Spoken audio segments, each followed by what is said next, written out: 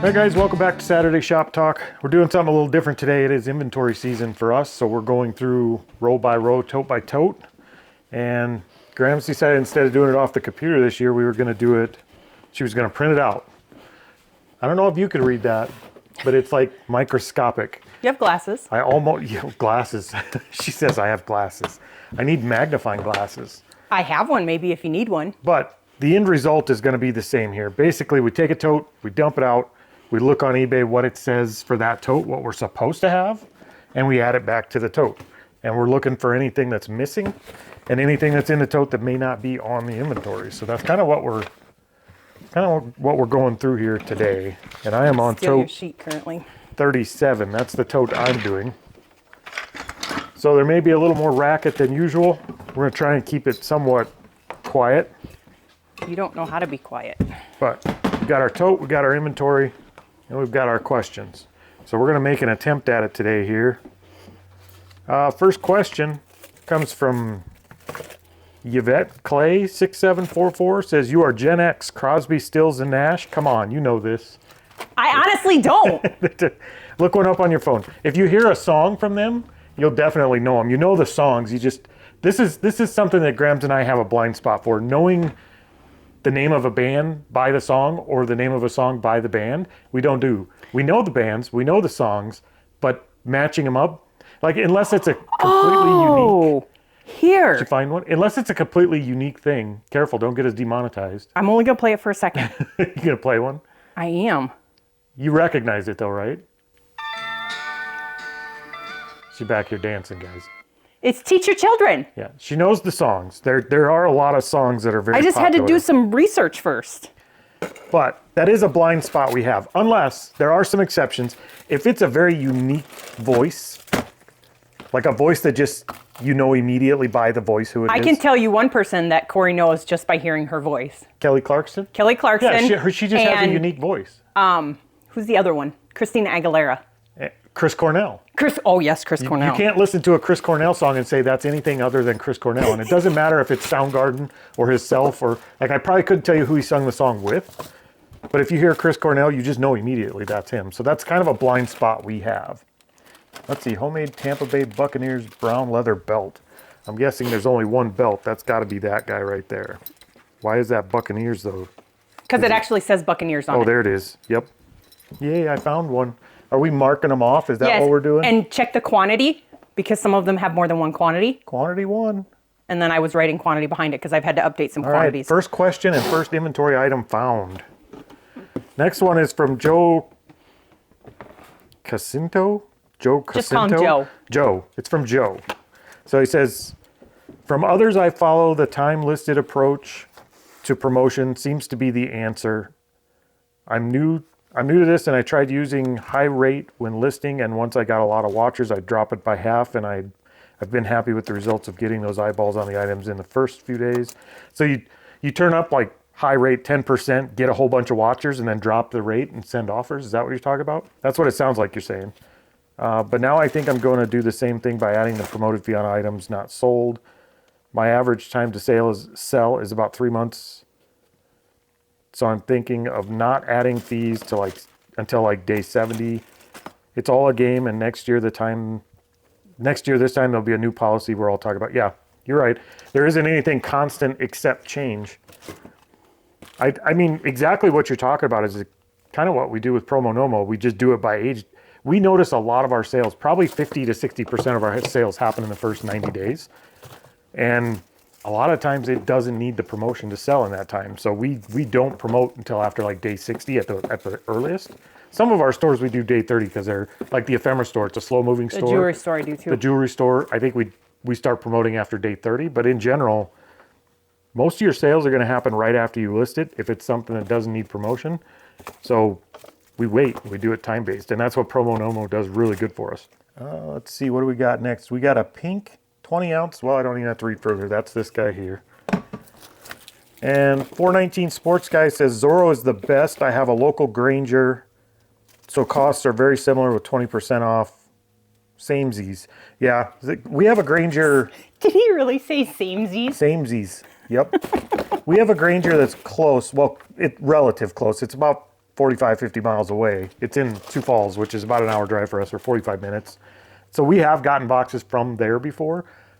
The only difference with Zorro for us, we could pick up from Granger really easily. The difference with Zorro for us is that if we just go in and wait for the coupon, we get the 20% off almost every time. And it just makes it easier because we don't have to take a trip. So, and it's owned by the same company. I mean, Zorro and Granger are, I think Zorro's a subsidiary of Zorro is a Grainger. subsidiary of Granger. So technically it's the same place. Dave's Decade says, glitter, the devil's dust. I like that. You can I like look at that two ways. Devil, it's the glitter's dust because once it gets on something, It doesn't come off. it doesn't come off. And that, you know, some people see strippers as devil people because they're Devil people? provocative. I don't know. Let's see. I was relieved to hear that you said what you said about the dollar auction. I hated so bad that it just didn't work for me, and sorry I ghosted it. I found that I was better off to donate the items rather than take the time to list, pack, ship for no more than they were selling for. Also, I struggle with the district platform on shipping and printing out packing slips and sales. Thanks for all the videos. Very informative and funny. I'm looking forward to 2026. Yeah, that's. Who was that? Dave's Decades? Yeah, Dave. We weren't upset of anybody that tried it and decided it wasn't for them, and we found out that the dollar auction, while it worked for us for a while there was kind of some hype and some build there, and it does work for some people. It just doesn't work for us in general. I think you're right, and we are always willing to try something and fail. We're not afraid to admit when we fail. And I think the dollar auction just kind of landed in that category. As bad as we didn't maybe want to admit it, we don't necessarily mind when something fails because it does tell us what doesn't work. And sometimes that's more important than what does work. So if we try something and it tanks, you guys will hear about it. And we're pretty open about that. We don't mind, even if it's our platform, we're not going to try and convince you to come jump on board and waste your time there if we don't believe in it. And we did believe in it. We just found out the results were not what we hoped they would be. And we also didn't have enough time to invest in it the way we probably could have to get it where it needs to be. So ultimately, I think the dollar auction has kind of been a failure on our part, but that's what this is about. I mean, sometimes you fail. Marie Mitchell says, great thumbnail. My goal is to continue what I started later in 2025, which is buying better products. I'm focusing on high sell-through rate, and it must make at least a $15 profit. That means I'm processing less items and making more money. List new items before buying more. Don't add to the death pile. Work through the death pile more consistently. An added goal is to go sell at the flea market once a quarter to unload my dead stock. Wishing everyone a profitable new year. That's a very well-rounded a well-rounded approach. Let's see, Vintage Sesame Street Grover train set. That's this guy. Whole wooden train set. I like that approach because it doesn't just include where you're getting inventory or what kind of inventory you're getting. It also thinks about what to get rid of and how to get rid of it at the end. And we've preached for a long time we're trying to buy better, higher dollar items so we can do less work for the same amount of money. It takes just as long to list, a $100 holster as it does to list an $11 cup. And same listing, same packing, they're close to the same size. The work is equal here. But one of them is gonna make enough sales that if we sold enough of these, we have to sell a lot less of these to make our budget. So the higher priced items are kind of what we try to focus on. And we're not perfect at it. We still suck at it in some cases. It's very hard to walk by something and you're like, I know that'll sell in a day. All I gotta do is grab it and list it. It's very hard to walk by that still. Grams suffers from that, right? No, I'm not going to admit to that. You do. It is very hard to walk by some of those low priced items when you know they're quick movers, but we are getting better at it. I am. I just paid up at the auction, not a lot, but for a game that's called, what did I... It's a pirate game. Hold on, I got to go look and see what it's called. I don't remember what it's called. It's a pirate game. It's a vintage pirate board game. It's called Broadsides and Boarding Party. And it is complete. It's from the 80s. There you go. And it sells for like $125. Let's see, 2002 Starbucks Fall Green Aqua Cup. I think this is exactly what I was just using as an example. So that one goes in there. What do we have next here? Blue City Pickens says, love Grams' shirt. Robin Hood is one of my favorites. Oh, God. I'm a big Robin Hood fan. I would say out of all the superhero-ish type movies, and I know Robin Hood is by no means a superhero type movie, but it's that kind of a movie, the hero and the villain type movie. Robin Hood is one of my favorite stories. Who's your favorite Robin Hood? I think mine's Kevin Costner. I think he was my favorite. I know Jamie Foxx played him. That's not Robin Hood. Tinkerbell's your favorite Robin Hood? No. Isn't there a little Tinkerbell thing on Robin Hood? That's Peter Pan. Oh, Peter Pan. Sorry. Don't know Good my Lord. movies. Tell us who your favorite Robin Hood is. I think so far mine has been Kevin Costner's version. This kind of a Batman comparison. Who's your favorite Batman? But who's your favorite Robin Hood? What do I got next here? 2002. I can barely read these. Wilton round baking aluminum cake pan, 6 inches. That is not in this. Are you sure you didn't go to the next? I went to but some of these were in the next one. But look at the number. Yeah, 38. So you need to go to But this one. is in 37. But it's here. Remember I told you that there's some that skip? But it's here too. It can't be in 2 places. Let me explain. Look, it's this here. is 37 only. No, it's 38. Read the number. No, I know. But this then goes into 37 if it has numbers and writing behind it. Remember I told you it's in 2 on the sheet? What did I say? I'm not playing. Hey, put that stick on Rudolph there. You don't bring your goddamn ass up here while you sit on that dick with me. Look, that's right, You baby. think I'm playing? Okay, we had to have an off-camera moment while we had a business meeting, and these are printed out really weird. So we did figure out what was wrong. We're back on track. They are in 2 different places, but not. So they're in one place, but they're split on the sheet. The totes split up on the sheet. It's weird. This is why I use the computer and not sheets, and why Grams did it wrong. Grams did not do it wrong. Let's see. So we will go to the next question. William of Ockham. William of Ockham. That almost sounds Robin Hoodish by itself. Let's see. Question for Pops. Are you one of the original internet guys from before 93? Also, do you code? I hear normies claiming to be programmers now because there are dummy-friendly programs made now so that anyone who knows how to plug in a computer can make an app. I don't see you as being someone doing that. Just curious. Thanks so much. You guys have a hoot. You guys are a hoot to watch. William, I guess I would be kind of non-normie. I would be kind of the original internet guy from before 93. No. I mean, we were using computers when they first came out in schools. We had, was it 96 or 97, we lived in base housing in upstate New York, and that's when I kind of bought parts and built my first computer. And that was pretty early days. They were still running DOS on the computer I built at that time. They had Windows 3.1, I believe, and Windows 95 came out shortly after Apple that. IIe? But it was a DOS-based computer, and that's kind of where I learned. I've been a developer professionally before, so I am a programmer. Can I make a comment about the programmer piece? What's that? You are not a school-taught programmer. You are a self-taught, 100% Self-taught everything. programmer. Yeah, I know. He doesn't go, he went to college, but he didn't go to college for programming, but he's self-taught You know what himself. I learned getting a degree in college? I learned that you should never go to college unless you want to be something that requires the college education. College was a colossal waste of time, and I would discourage anybody from doing college because everything is learnable. Everything I learned that was useful and made me money in my lifetime was learned outside of college. Everything that kind of held me back and set me in a set way that was later proven to be moronic was learned in college. So that's my take on college. Now, trade school's a different thing, and if you're going to school because you have to, Like our daughter. to be a teacher. Who then didn't turn around and use her teaching degree. I mean, if you're going to school to be a teacher or something like that, I get that you have to have the certificate, and I think there should be a mandatory amount of training to become a teacher and teach other people's kids. Though seeing what she learned in college to become a teacher, I'm not sure I agree with teachers even needing college. I would question most teachers nowadays, just so you know. Stealth Gear, Revolution, Kydex Hybrid. That would be this one here. So we've got this holster here going into tote 37, quantity of 1. So I didn't realize we were going to get, I guess that's not really political. I didn't realize we were going down that route, but yes, I guess I am kind of a pre-internet guy and a coder at heart, well before AI ever entered the scene. Mr. Bill TX says, great video once again. The 3D printed battery cover at the end has me wondering, have you considered making battery covers for things like the old Game Boys, Game Boy Advance, etc.? Not sure if you could make them in the color of the systems or not. I did consider that. I looked into it. here's the thing. There's a lot of those available.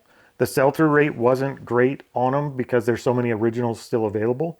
But when you get back into the 60s and 70s and 80s old radios and handhelds and stuff like that from back then, there's not a lot of new old stock or a lot of used parts available for a lot of them. So that's kind of where I found a market at all for replacement battery covers and stuff you could 3D print. But the newer stuff like the Game Boys and stuff, there's just too many of them around. It's not worth selling them. For me to print them, I'd have to sell them at like $3 and it just wouldn't be worth it. Tervis, clear with brown and green flowers. Okay, that's this one. The one I found before was actually a Starbucks cup and it was in a different tote. I was informed. That was discovered in our quick business meeting. You know who else calls their business meeting? I think Kayla and Julian do. See, Delta 5 spray patterns. Showerhead. That's a Delta. That's that guy there. Take that out of there and take that in the house. That's way bigger than ours. I don't think we need a bigger showerhead. I like the one we got. Nothing wrong with it. All right, who we got next here? Mariah Lost in Wonderland. I'm going to keep using promoted listings. I promote low, and I want to see how the first couple of months go. This year I'm looking into cross-listing services. Been using the copy and paste method. I know it's a slow way for cross-posting to 4 platforms, but being a small seller, I haven't bit the bullet yet. Yeah, the only issue I have with cross-posting manually is that when you sell something, if it's sold on the other platform, you have to protect eBay at all costs because that's the core platform. So if you sell something on Etsy and then it sells on eBay the same night or something, you could get your eBay account into a lot of trouble. So there's no automatic delist when you're doing it manually, which is kind of the trouble I have with it. If at all costs, if it sold on Etsy and it sold on eBay on the same day, I would cancel my Etsy order in a heartbeat. Let's see. Got a 200 leather basket weave holster. It says Safariland, but that says Safariland. That Smith & Wesson, it says. It doesn't say But up Safariland. That's what. But it's the only... Nope, this is a basket weave too. Nope. Is this Safariland? This is Safariland. See right here? The little deer in the middle of it. It says Safari. It's for a Smith & Wesson. So that's that holster. That's what that one's for. Well, when you have a tote full of holsters, you really got to look. The next two you should be able to tell the difference of. I would think so. One's black and one's brown, so that'll be easy to tell. Let's see. Dusty Discovery says, I'm going to keep promoting the same. I feel that when I made the listing and put it on promotion, I just assume it's going to sell via promotion. Yeah, there's nothing wrong with that. The only thing I would say is only maybe 50 to 60% of our stuff that we put on promoted listings is selling via promoted listing. I mean, the reality of it is it sells via promoted listings when it gets a click and sells because of the promoted listing. So only 50 to 60% is selling in that fashion. Yes, we concluded that if we put it on that item, we were okay with it selling at that, but we also had the foreknowledge that it may not 50% of the time. So that does make a difference to us, and it does make a bottom line difference to us. So, which is why we've kind of switched to Promo Nomo, because a lot of the things that sell do sell in that first initial period. Yep. Because they get the new item bump, they're new listings. We list them at the bottom of the market. They're fresh. They're comped correctly at the time. The market hasn't changed yet. And we list them low. We list them below the market most times. So a lot of the times they will sell in that initial period. And using promo, we no longer have to pay those promoted listings, like at all. And also we no longer have to accept offers on them because we have best offers off for the first 30 to 60 days, depending on what we set it at, using Promo Nomo to do that. And it's just automatic. We don't have to think about it. So for that reason, we've kind of reclaimed a big chunk of our money. We spend a significant amount on promoted listings already. Mm-hmm. Even with only 50 to 60% of them being promoted listings, we still spent over $6,000 last year. Well, but if you compare like in our last video, we compared our sales to our promoted cost in both of them. And we had the same amount of promoted costs, but this last year in 2025, we actually spent the same, but we made more money. We did. The one is a daisy. Yeah, but it doesn't say which one's a daisy. Black leather, so it's this one. This one here. Let's see, so we can cross these two off. And that one off. So that is, I don't have any more that are on 37. These are all inventoried. That tote is complete. So we get to redate the front sticker so we know it's been inventoried. And we don't have to fix any bad items. All right, so we got a new tote up here. We're now on 38. So I'm gonna go ahead and empty this out and we'll look at the next question while we do that. Let's see, Fun Stuff 2 SE. Let's see, did I look at the rest of the last one? Yeah, okay. Fun Stuff 2 SE, Fun Stuff to See. I get it. Says, I did not purposely seek this, but a year ago, I got a day job at a packing supplier distributor. This helps me keep shipping supplies at a low level, a lot lower. As far as as far as promotions go, I think I'll be unpromoting all, then only promoting things over 60 days. We'll see how that goes. Yep, that's kind of the method we're using too. And we're just doing it automated. So that if you have few enough items to where you can do the whole list based on time, or promote based on times, or best offer based on times, we'd be doing it manual too. It just became a burden once you hit so many items. I mean, I think even if we had 500 or 600 items, doing that manually every month would become bothersome to me. Not just bothersome, but unsustainable. It adds too much workload to our month. So I think once you hit a certain amount of items, then it becomes worth looking into. If you're under 500 items, it's probably not efficient to be looking at automating that process in the first place. But once you hit that threshold, once you're at about 500 items, it makes a lot of sense to start looking into what you can and can't automate. So I don't know what size store you have, but I would assume if you're willing to do that manually, you either have an excess of time or a lack of inventory to where it becomes something that's reasonably doable without taking a bunch of time. Derek W. Pat says, I like the idea of lotting stuff up for sure. I have a few items I've been looking into lotting up, like my used Nerf guns and empty Patron bottles, just to name a few. Thanks for sharing. Yeah, we did that with Crown Royal bags. We lotted them up. We sold a lot of them on the dollar auction, but we sold quite a few on eBay too. But individually, they would never sell. And if they did, it would be such a low price, it wouldn't be worth it. And as far as Nerf things, I just went through our inventory and we had Nerf things that were on our clearance sale. Yep. And I took them off because clearance, they were only like $4. So it wasn't really worth it. So yeah, it wasn't. Okay, now we have our Starbucks Fall Green Aqua Rainforest Cup. Aqua Green. I gotta say that's this one. Aqua Green Rainforest. It doesn't say, and I have two green ones, so I'm not sure which one it would be. I gotta believe, you guys, which one do you think? Aqua Green Rainforest. Which one do you think? I forgot about that. I'm guessing this one. Nope, it's this one. You think it's this one? It's this one, yep. Would this be more of a teal? Yes. Okay, well, that'll be a problem when we go to sell it. No, because we have the picture up when I pull them. That's true. Let's see, we got a 2002 Wilson round baking aluminum cake pan 6-inch. I know which one that is. That's this. I can't believe we still have this. Let's look at another question here. Oh, this is a long one. Let's see, let me mark off the baking pan first. All right, so we got Rob something says, I've been promoting ever since it was introduced. I just factor the promotion rate into my buying and pricing decisions and assume every item will sell as such. I actually view every organic sale as a bonus. I don't plan on changing anything. Regarding tape, with the volume you do, maybe consider a paper tape machine. The tape costs slightly more than regular tape, but due to it being reinforced with fiberglass, you use significantly less and won't have to stock many different sizes of tape. The 3-inch paper tape will cover all your bases. Plus, it presents 1,000 times better on your packages. Just some food for thought. I also had a stamp made for my store name and logo, and apply that to all my boxes for some additional branding. Cheap, clean, and effective. Yeah, I like those ideas.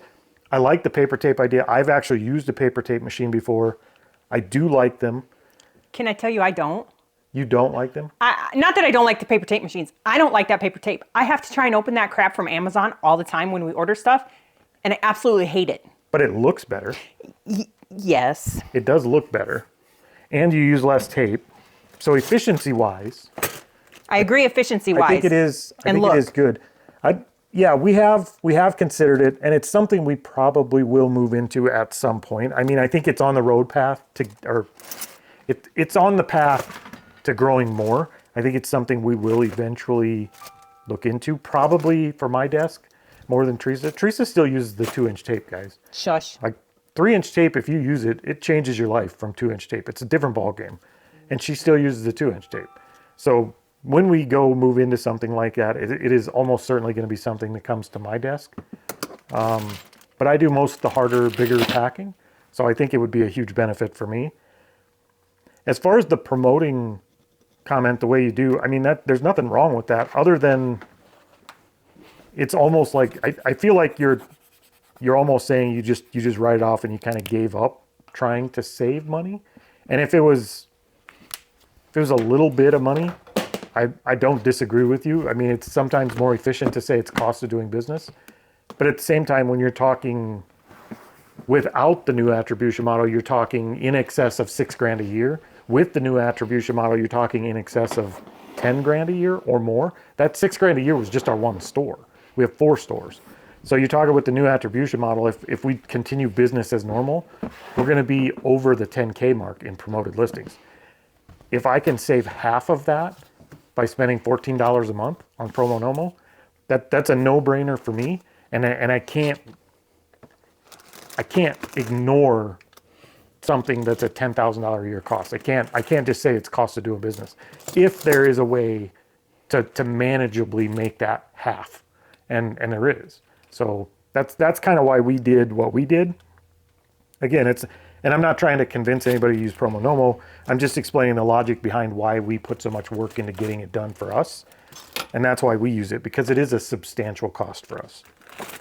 Okay, it says we've got a Starbucks rose gold sequin 24-ounce tumbler with a straw. That would be this ugly thing. Yep. Look at you knowing your colors. Well, I noticed, I know what sequins are. Let's see, and I had 2 daughters, so I know what rose gold is too. Boy, that email is just busy today. All right, we got TikTok says, John Delancey played Q in the Star Trek Next Generation and is a male actor. We got a lot of crap for this one, guys. But the figure, when you look at the picture of the figure, it looks like a chick. Yeah, it does look a little femmy. So we were going on strictly off of visual, and it did look a little iffy, guys. I mean, he may have started the trans movement. I don't know, but it did not look like a dude. And he says, you don't know who Crosby, Steele, and Nash is? I'm feeling really old right now. Okay, I do now. So she did. I was right. She does know who it is. She just didn't know who it was. Does that make sense? You knew who it was, but you didn't know who it was. I know the song. I just didn't know who sang it. Almost as bad as my 19-year-old who told her dad she liked helping me pack and move because I gave her a lot of antique things. What the French fry? It was from the 80s, not the 1900s. Did he just say it was a French fry? He said, what the French fry? Oh, what the French fry? Let's see. We've got a Starbucks Grande 16-ounce mermaid scales tumbler. That is mermaid scales. That's this one. That's that one. That's okay. That looks more like mermaid scales. We can go with that. So we'll mark it out. Gee Whiz Kid says, hey guys, my current goal for 2026 is to whittle down my ginormous death pile. Last year I added storage units to my sourcing, and wow, what a lot of hard work, but it has yielded some good finds. We were going to have a huge blowout yard sale to sell off the non-listable items, but I got sick and then the weather changed, so our garage is currently overstuffed. Once the weather breaks, it will be a good boost. In the meantime, I'm listing everything I can. Gee Whiz Kid, our take on storage units. Let's see. Let me get this next item figured out here. Spring iridescent mermaid scales tumbler. Didn't I just do that one? What was the last one? There was 2 mermaid tumblers. It says spring iridescent mermaid tumbler. Hold on, let me look it up quick. Maybe that. Oh, this is 2. Oh. And it's a 16-ounce, not a 20-ounce. Yep, that's There it is. So we got the next one. Confusing, but figured out. Choo-choo. Choo-choo. No, look it. Teresa sounded like a train over here. Sorry. What happened? What am I looking at? I sold my other Funko Pop thing. Oh, cool. This is what it looks like for anybody interested. It's up on the shelf. And it sold for $169.99. That's kind of cool too. Okay, where was it? Gee whiz kid, the storage unit thing. We've done storage units. We don't mind them. They are kind of a last resort for us though, because they are a ton of work. And 80% of what's in the storage unit is stuff that needs to either be donated or thrown in the garbage. And you pull the top 20%. So they can be very good. And we have done well on all of our storage units. But work versus money, most of them are not equal work versus money when you talk about sourcing that way versus even sourcing at a lesser margin at an auction house. We've had better luck in net profit for less work at auction houses and garage sales and things like that than we have with storage units. I think part of the reason why storage units get so much attention is because there's a lot of YouTube channels doing storage units, because people that don't do this like to watch that. And they put a lot of time and effort and money into buying storage units just to buy the storage units because they need the content. Now, not to say that's a bad thing. They're entertaining videos. There's nothing wrong with that. But in the business of reselling, if you're reselling the way we are, and the way we do it is just one way. If you're reselling in the way we are doing it, which is certainly probably not the best way, it's not something that fits in as a normal sourcing method. If we hit the middle of winter and we're out of inventory and the auctions aren't doing great, we would then turn to buying a storage unit. But it's literally worst case scenario for us. If we're doing storage units, we're hurting for money. Like, things have gone bad in order to get us into a storage unit. And it's just because of the amount of work to process one, and the return on investment on the storage units isn't the same as being picky and buying one at a time at an auction house or garage sales. We just have better luck the other way and do 1/10 of the work. So that's kind of my take on storage units. I think they're entertaining, and I think they're better for YouTube than reselling. Let's see. We have an aqua vacuum insulated tumbler with standard lid polar camel blank. Is there quantity 2? And there is a quantity of 2, but it doesn't say. Oh, aqua. Got it. He's color challenged. I didn't catch the color in there. All right. BLKSBTH. Don't try. Letter guy. We'll just go that way. Hi guys, I'm keeping my eBay items promoted, which I usually do at 5 to 6%. I'm doing this because I've always just prepared for the item being bought with the promoted amount. And I always just list a few cents or dollars higher to try and make up for it. Again, nothing wrong with that per se. Well, yeah, there is. There's a lot to unpack there, actually, when you think about it. I don't know the size of your store. I don't know if this makes sense or doesn't make sense for you because I don't know your situation. If we were to use this method and raise our prices to account for the promoted amount, say we're selling something at $100 and we're promoting at 10%, we need to raise our price to $110. That may very well price us out of the market. Regardless of the 10% promotion and us being first in the list, if we're still the highest priced, it isn't going to matter how high we promote it. And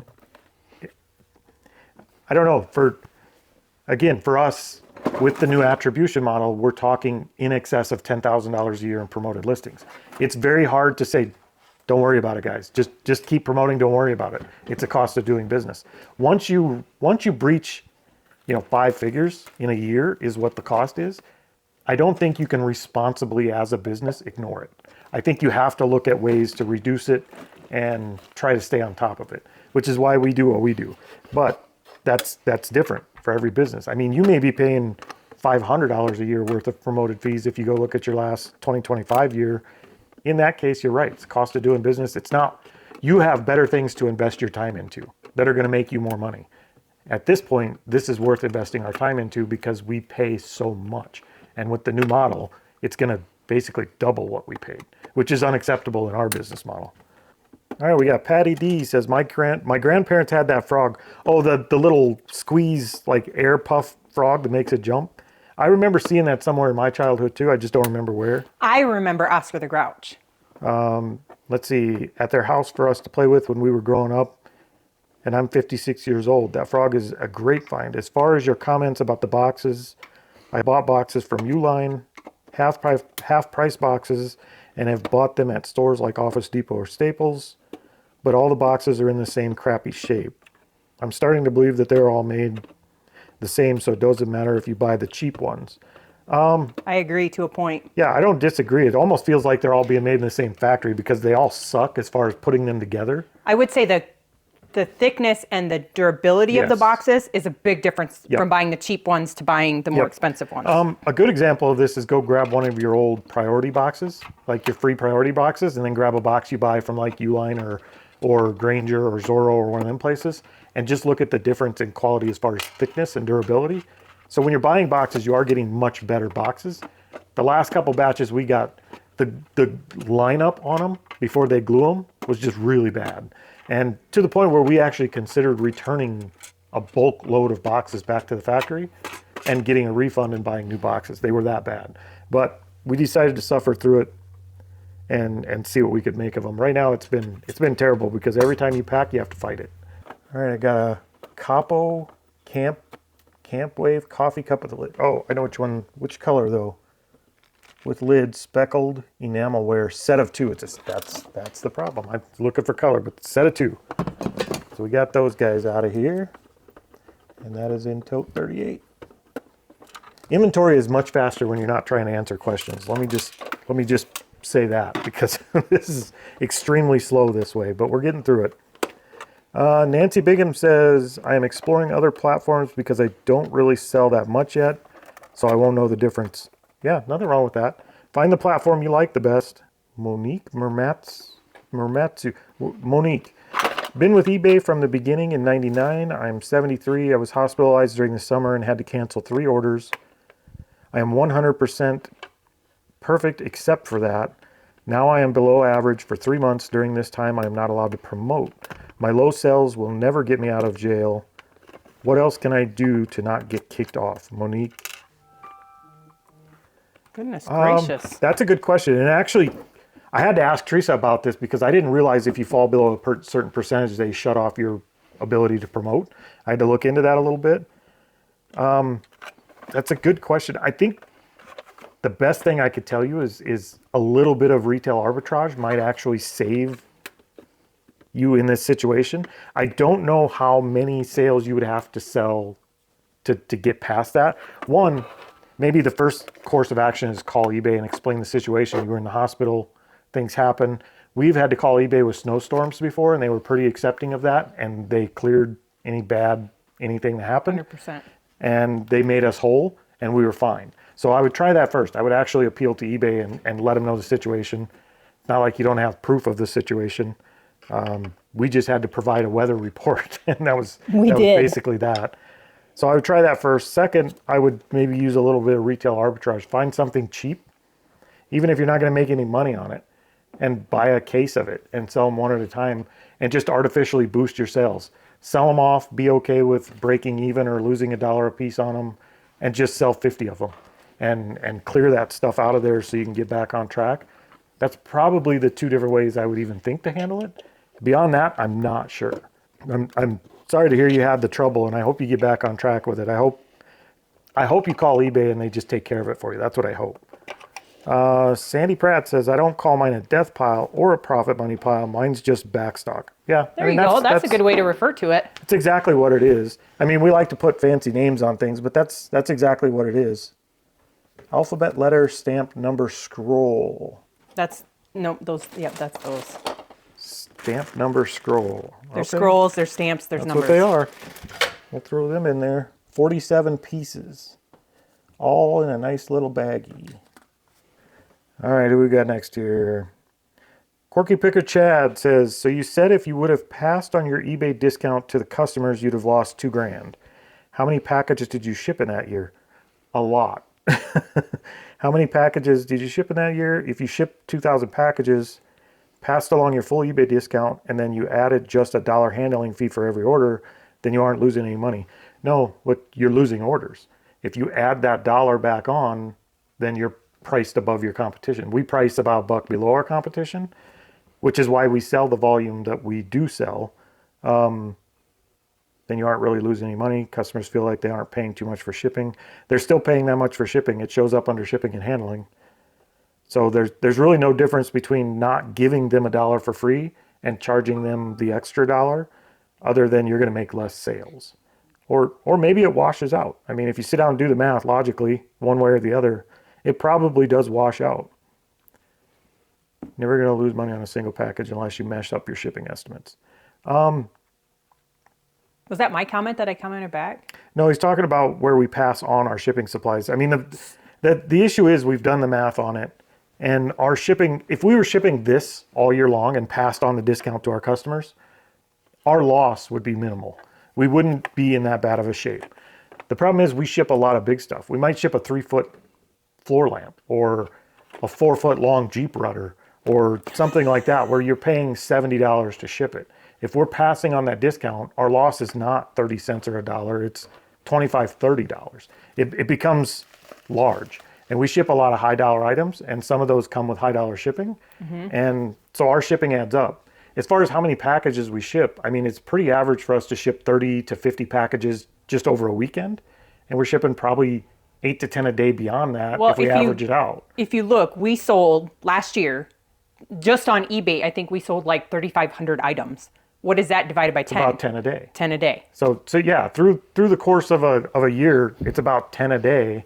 So 4,000 packages. So it adds up very, very quickly, which is why we don't pass a discount on. Now I will also say there's a lot of arguments about pass your discount on, don't pass your discount on, add a handling fee. And at the end of the day, what really matters to us, I guess, is if we do it one way or the other, do we reduce our sales? Do we affect our net? Not our gross, but our net. If I can make 1,000 less sales for the same net, I'll do that tomorrow. I don't care about reducing the volume of sales or the gross amount of sales. Doesn't matter to me a bit. I'm concerned about the net at the bottom. And passing on our discount and taking a hit on every order definitely affects our net. Now, I haven't gotten too scientific into figuring out, like, put a handling fee on and see if it reduces our volume, which reduces our net at the end. Like, I haven't gone down that path too far. This is just what works for us. I just didn't see giving, $2,000, $2,500 a year away for free when we live in the central of the U.S. and use calculated shipping on most of our stuff, and we sell a decent amount. I mean, people could say the way we do it is, you're going to make less sales. You're not going to do. We did like 187,000 in sales. We ship 10 items a day on average throughout the year consistently. It hasn't hurt our sales. So can we increase our sales? Maybe. That's a conversation I'd be willing to explore. I would like to know the answer. And if we could, is it increasing our sales but reducing our profit so it comes out at the same net? Like, that's a question I would love to have the answer to. The only question I do have the answer to is, if I pass on my savings, will I make less money? Yes. And a substantial amount less. Like, it's not a negligible amount. I don't know why I'm trying to use that Negligible? Word. Yeah, I don't even know why I tried to use that word. It's not a small amount. It's a large amount. It's a significant amount. Okay, Big Dre Graphic Tees says you don't scavenge boxes from local businesses. It's free and the business appreciates the relief so their dumpsters don't overflow. Can I comment on this one? We have. Yeah. Okay, so here's Come the deal over with here. scavenging. Sorry. Come say hi. I have my mic on, but so here's the deal with scavenging boxes. I don't have any issues with it. However, the two things on this. One, I got a box in the mail the other day that was a return, but even if it wasn't a return and it was just from a sale, it was a toilet brush box or a toilet plunger box. I can't remember which one. I think you have to use your judgment if you're using recovered boxes on what boxes you do and don't use. Yes. I'll be completely honest with you. When we started, we used to go to the Dollar General in town and get carloads of boxes. Yep. We did that all the time. It just hit a critical mass where we were selling so much that it made more sense and it was way more efficient for us to order boxes. And storing, you have to make that choice when you pick up those boxes. You gotta are you cut going to all leave that them out. cut down, or are you going to leave them completely intact? And storing them and having to find a box, dig through 100 boxes to find a box that will fit your item. It was just too stressful for us. So it was just easier to go stressful, buy. it was inefficient. There you go. Not stressful. It was inefficient, big time. I mean, it was just way more efficient, time saving. Instead of spending 3 hours packing, we spend 45 minutes because we can just go to the shelf and grab the box we need rather than hunt through a pile of reclaimed. I mean, it was, and there are ways to make reclaimed boxes more efficient. We cut them down, split them up by size, and we tried that. We did that. But still, just having set box sizes that we know, where we're choosing from one of 9 or 12 boxes, it just makes it a much more efficient process and it cuts the time down. So yes, no issues at all when you're smaller doing the recycled boxes. We did it. We did. And we recommended that other people did it. When we were doing it, we were like, they're all free. Go grab them. They always have a truckload of them. We just outgrew it. Yeah, we did. We outgrew it. You should keep talking. I was getting a lot done. Well, what's the next question? And I'll answer it. Or do you want me to read it? Big Dre Graphic T says, my decision was not based on emotion. I view the change eBay made to promotions as unethical, a bad business deal for the resellers. eBay fees are getting almost as high as Amazon, but eBay does not offer to store items or ship your items like Amazon does. I think Amazon takes a huge cut just to be able to store your items. So, and there's a lot of people that they still take a huge cut too, don't they? If you do fulfill by merchant versus fulfill by Amazon. Yeah, you can. So I do agree 100%. I'm just going to take over. I would actually disagree. Well, I agree to a point. It is unethical. To me, it is unethical the way they're doing it because you can't say that it's an attribution model when it is 100% not attributed to a certain thing. First, Big Dre, I 100% agree. Their decision and what they did with this new attribution model was not only unethical, it was snaky at the highest level. It was slimy in a way that made me feel really bad about eBay. And I'm a fan of eBay. But I don't know if I would say you're correct in that it was not an emotion-based decision to just stop promotion. And I'm not saying you're emotional. I'm saying it was an emotion-based decision. If you break it down into just pure logic, if it's just logic and no emotions involved at all, what they did was slimy. It was unethical. I don't agree with it. But, and this is where the logical part comes in, is there a better option? Yes, they're getting close to Amazon. Yes, their fees are getting too high. Yes, they're making decisions that feel like they don't care about sellers. Yes, they're even doing some unethical business practices, but is there a better option? And right now, the better option is not promote, because that's like cutting off your nose in spite of your face. Promoting results in better sales. Promoting results in higher net profits at the end of the year. So just because I didn't like the decision to say it was unethical and snaky, and I'm going to stand on my morals, that's an emotional decision. A logical decision is, yes, I don't like it. I hate this. I'm going to try and find a way to fight back against it. But in the meantime, I can't reduce my net profit at the end of the year because I'm upset at eBay. So in that aspect, I would argue that it is a little bit of an emotional decision because it does affect your net at the end of the year. Let's see. Will Blusk says, do you have a full tutorial? He's talking about my short form video a long time back where I said I let GPT sell on eBay for me. I used the ChatGPT agent to make listings. Do I have a full tutorial for that? I don't. I mean, I could walk you through it, but I would also caveat that as saying this was, 6 months ago, and I wouldn't recommend doing that. Like the way I was doing it was I wrote a short Python script to go through my folders, identify them using the AI API for ChatGPT, identify the products, build listings in a spreadsheet. The initial idea was just to import that spreadsheet into eBay. Their import sucks balls, never works, absolutely sucks. And no matter what I did, I couldn't get it to work reliably.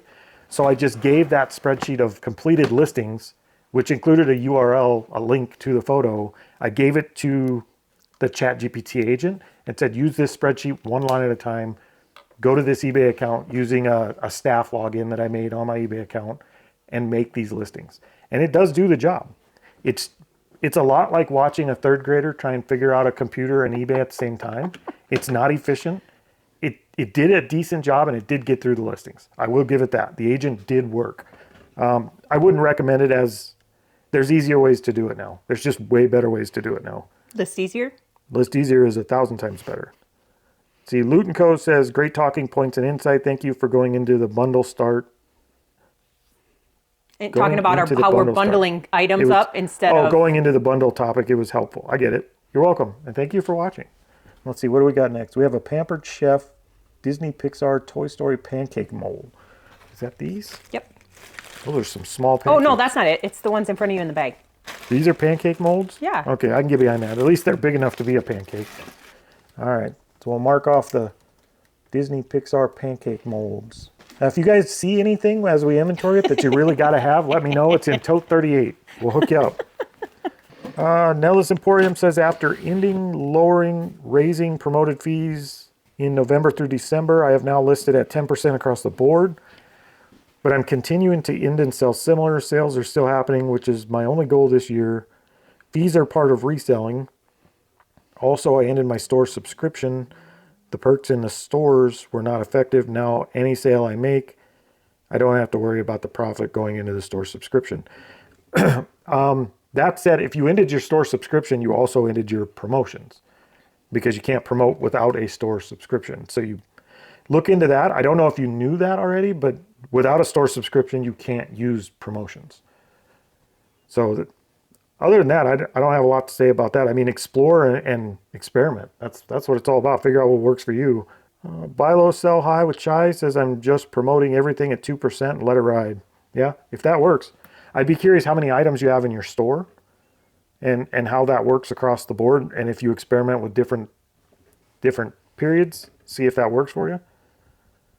The late night attempt says, did you guys stop using Grainger for boxes? If you have one close enough, they're the way to go. Mm-mm. Shipping is too expensive for them though. We do have a Grainger and we've tried it. We did stop using Grainger, but we didn't.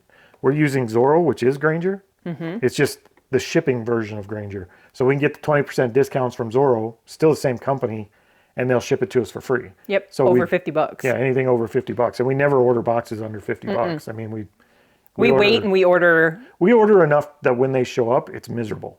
Like we don't like it when they show up. The FedEx, usually it's the FedEx guy. He doesn't like it.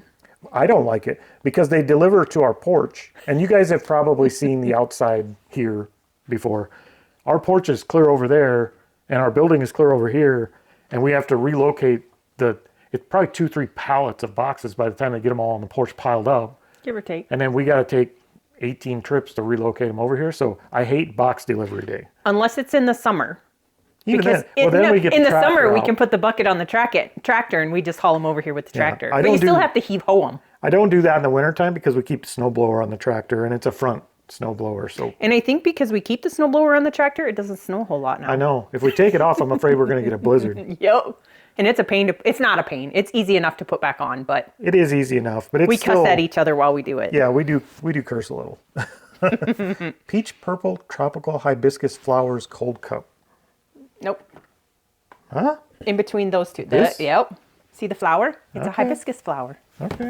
We'll go with that. Hibiscus. We're learning new flowers today. For anybody that's curious, I'm just standing over here watching Corey because he has my sheet I need. And Oh, so do I? I'm dictating what he should be picking Well, there's out only of the like stack. one more I on know. this, and then I got to switch sheets. Yep. Senior Reseller says, reply to list easier. I'm not knocking the software, but if 10,000 sellers are now listing 10 times the amount they used to, you still need the buyers.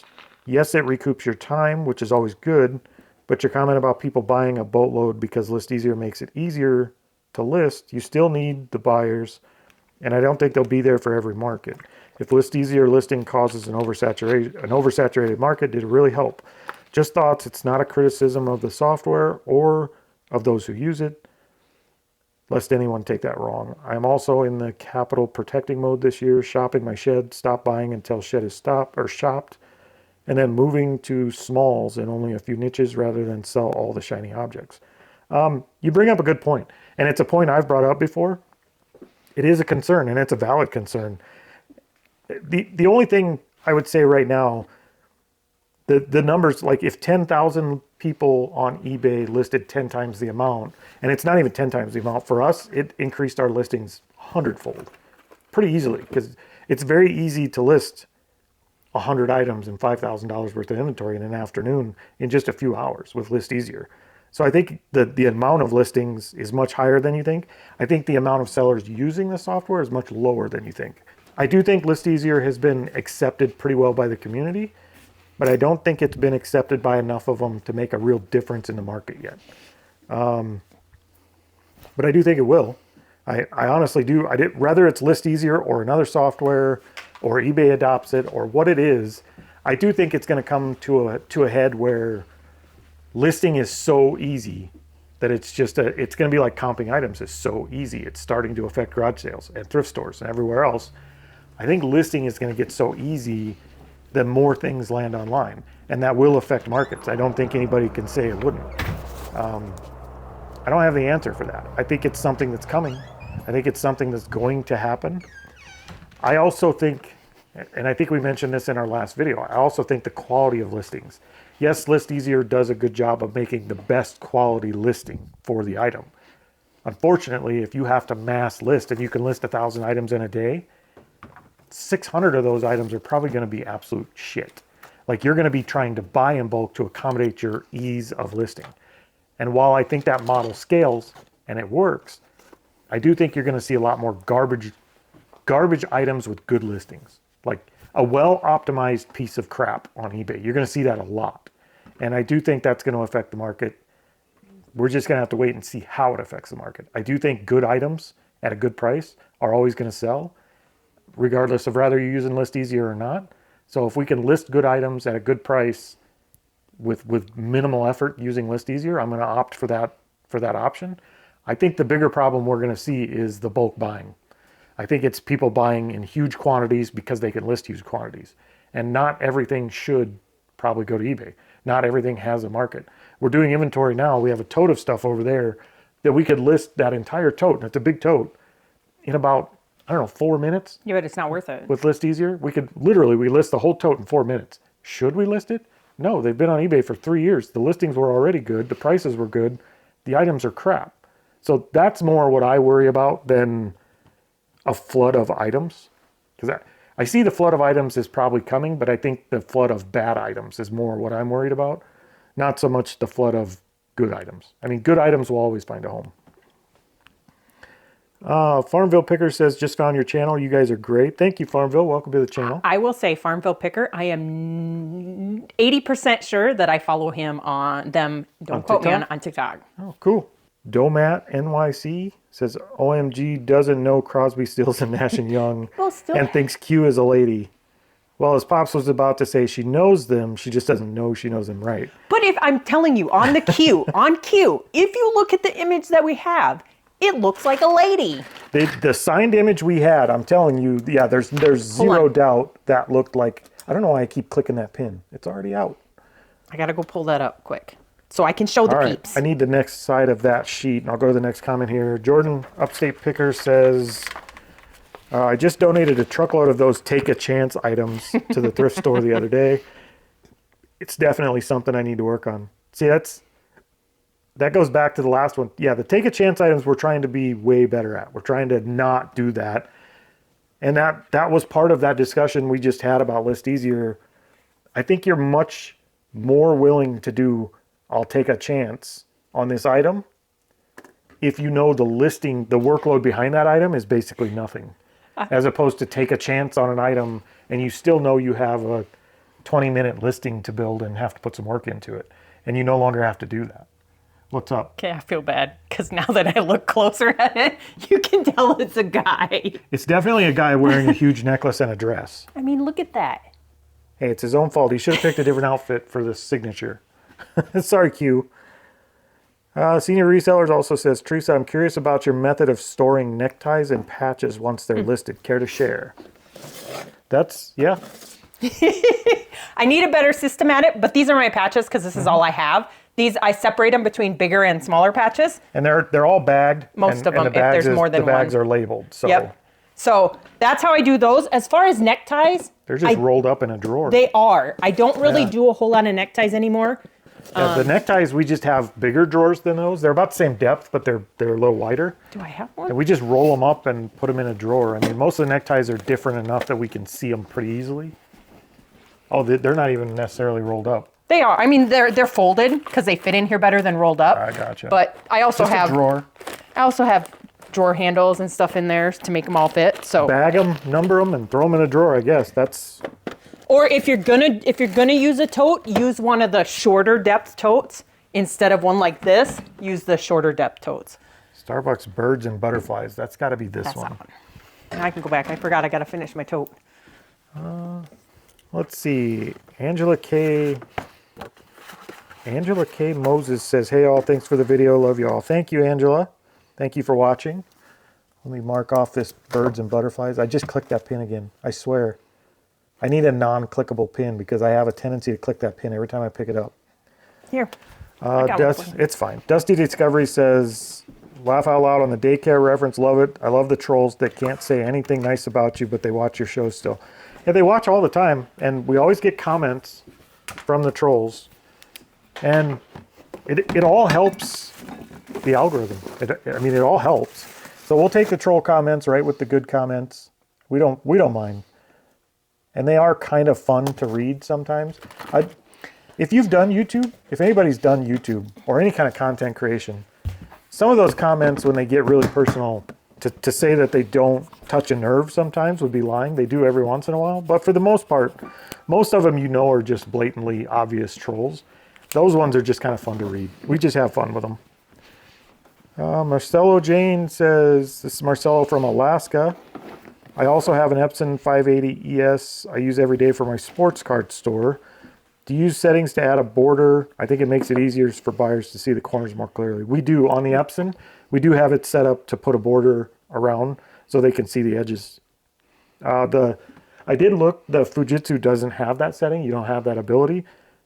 But it does take much higher quality images, so you could see the edges pretty well in that one too. Heather Brooks says, Somali daycares, laugh out loud, you would become millionaires in 2026. You two are funny. Yeah, there's a lot of business models that open up when you start going that route. I say, if we were a legitimate daycare, Corey couldn't handle it because that's a lot of noise and a lot of running around. I could not do a daycare. Even if it was a government-funded daycare, I could not. There's just no way. I couldn't either. I went to our kids' daycare when our older two were little tiny tots. Plastic set of 3. And I watched the kids for one day while the daycare lady had to go to an appointment, and I came home with a massive headache, and it was not fun. My 3 kids were enough. We're at the stage of life, and we've been at the stage of life, at least I have, for about 20 years, where other people's children are horrible. Like, I do not like other people's children. Hey, now. I tolerated mine. I love my children. I love my grandchildren. But other people's children, I don't have to tolerate, and I don't like other people's children. Like, it's just that. So a daycare sounds like hell on earth to me. I could not do that. You're a grumpy old Gus. I guess. I must be. I don't know what it is. I see other people's kids, even well-behaved other people's kids, and I'm like, I don't like other people's kids. I like my kids and my grandkids, but I don't like other people's. I don't know. You like our nieces and nephews. Not that much. You're horrible. Let's see. Who do we got next before I get myself in trouble? Senior Reseller says, oh, Corey, now you know we need to see the Frosted Tips photos or at least an AI reaction. We're probably not going to do that. Or AI recreation, not a reaction. What is... Yeah, we're probably not going to do that. I'm trying to think of my photo program. Teresa went straight to her phone. I'm telling you right now, we're not going to do that. There's a lot of... Maybe I'll do it on TikTok because most people don't... Corey, don't watch my TikTok. There's a whole lot of damning haircut photos of me throughout my several stages of life. We'll just say this. I'm just as ADHD with my hairstyles through the years as I am ADHD with my resume. It's vast and varied. Reality Smacks You says, as long as people keep dying, there will be plenty of sourcing. It's a weird truth. It is. It's morbid, but it is. It's true. I mean, things don't go away that often. Although there is a period of time. I mean, I think the 2000s, we really became more and more of a throwaway society. And some of those items do perish a lot faster than the older items. So I think we will see some slowdown in availability of things that are well built enough to stand the test of time. But the truth is, there's always when people pass, that stuff goes somewhere. And it usually goes on the market somewhere. Oh, that's a really blurry Vintage one. Tupperware Harvest Red Pitcher. That's this guy. So we can get rid of that one. People wouldn't mind seeing your picture because you were very handsome. Not that you're not handsome now, but you were very handsome. Did you hear that, guys? I was very handsome. Was being the operative word there. Arlene says, your last business attire thumbnail was fun. We need photos of your early hair. Come on, Arlene. We just talked about this. Mr. Frag Slap needs help socializing. I agree. Also could use a new hobby. Question, is eBay giving you grief over promo nomo? Actually, quite the No. opposite. I've had a very good relationship with eBay. From the very start, before we even started programming, I spent about a week going through eBay's required docs, their API rules, the whole thing. And the entire app was built with staying compliant in mind. Like, we did everything to make sure we would never even hit a gray area as far as compliance goes. That's why when we switched over the best offer, so you could do best offer based on time frame. So if I don't want best offers on for the first 90 days or 60 days or whatever, that took substantially more API calls than even promoted listings did. So we had to communicate with eBay and work with eBay in order for them to allow us to do that and still stay within our API budgets.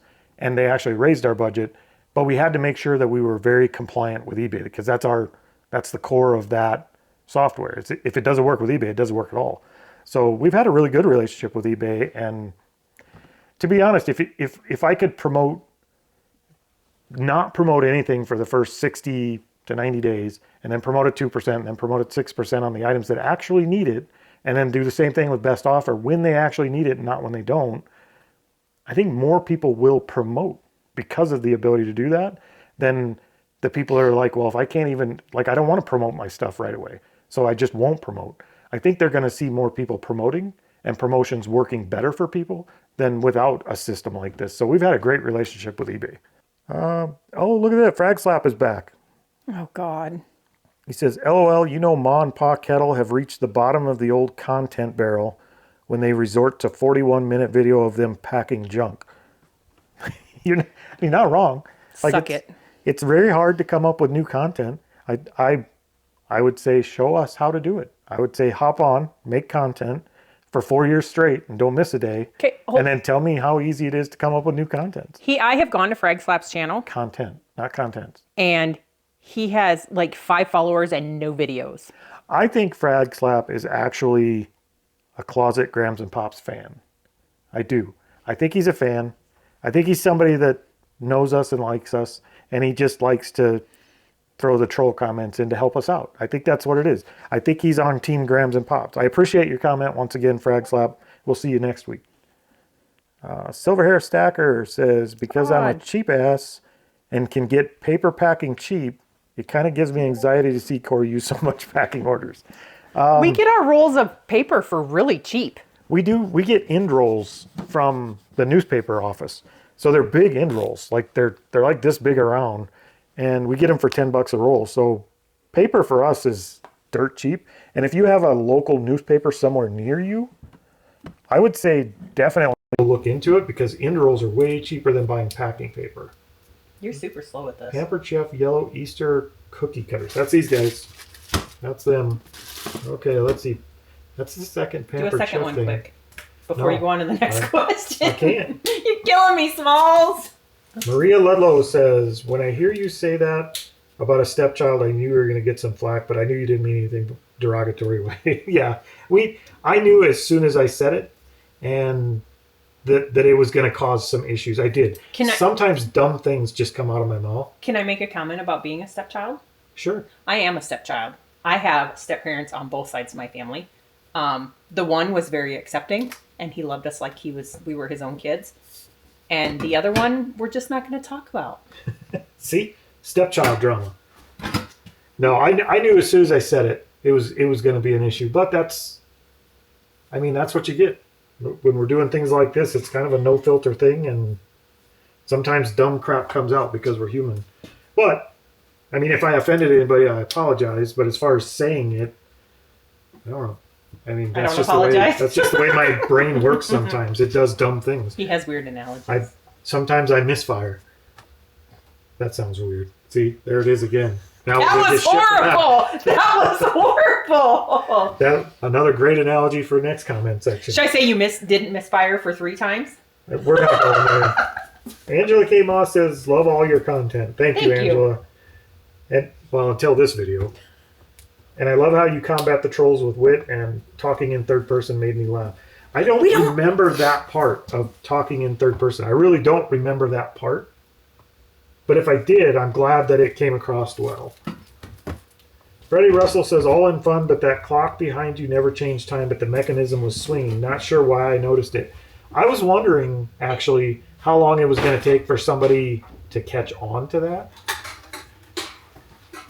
That's why this is the clock. You would think it's a mechanical clock. It's not. It's not. It's battery operated. It's a battery operated, like cheap Chinese clock. Oh, it's not. It's a Howard Miller clock. But it's got like a mechanical swing arm, but it's got a battery operated cheap thinger. I need to for the clock. I need to replace the innards for it. So the clock mechanism does not work. Yes. What is this? Red and white plastic drinking cup tumbler. It doesn't say Snap-on. Why would it not say Snap-on? It does. Oh. That's the that Snap-on one. cup. That's red? Yes, that is their red color. Guys, is that red? That is red. Okay, so we got that one and we got the Snap-on cup, both in a row. Red and white, Snap-on tools. Okay, we're good. We're good. Okay, put that That's in here 38. then. So we're going to put that on there. We could put a new date How many on more it. questions you got? Do I need to grab you a new tote? Why isn't that shutting? Let's see. Lisa DeRee says, thanks. Thank you, Lisa, for watching. Jenna Weeks 61 says, awesome. Thank you for the answer to my question. You're welcome. Thank you for watching. Are you bizarre? Look at that. First time. Are you bizarre? I've heard about the clock, but didn't pay attention. Is it the split hands too loose, gap around the stem, or what? I don't know what this is referring to. If this is referring to that same clock, it's just the battery section of it doesn't work. It's a battery. It's like one of them little black square battery operated clocks, and that part doesn't work. But the little pendulum piece of it actually works when you put a battery in it.